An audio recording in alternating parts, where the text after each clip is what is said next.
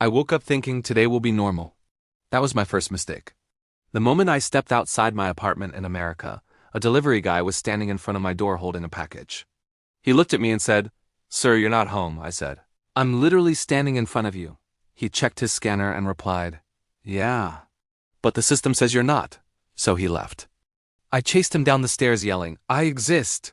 He nodded and said, "Call customer support." I decided to take the bus to clear my mind. The bus arrived late, stopped 10 feet away from the stop, and the driver yelled, "You gotta run for it." I ran. When I got inside, he asked for exact change. I gave him a $5 bill. He stared at it like I handed him ancient treasure. "No cash," he said. I pointed at the sign that said cash accepted. He laughed. "That sign is from 2012. I reached an office building to meet a friend. Security asked for my ID. I showed it. He said, "You need a visitor badge." I said, "How do I get that?" He replied, "With your ID." I showed it again. He printed the badge and said, "Don't lose this." The badge had my photo, but the name said, "Visitor number 47. I asked, "Why 47? He said, "Because 46 didn't make it." I did not ask any follow-up questions. For lunch, I went to a fast food place. I ordered a combo meal. They asked, "Medium or large?" I said, "Medium."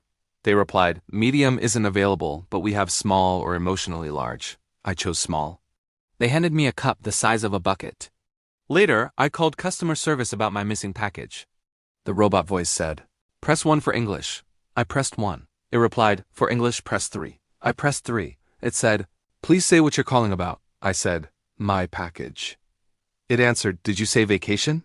I screamed, "No." It responded calmly, "Okay, connecting you to billing." At a store, I bought one item. The cashier asked, "Would you like to donate $1 to something?" I said, "No, thank you." She looked disappointed, like I canceled Christmas.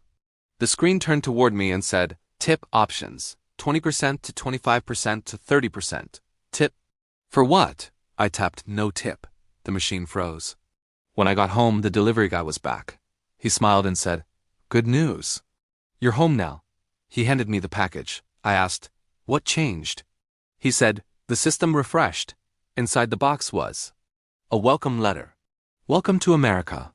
Honestly, that explains everything.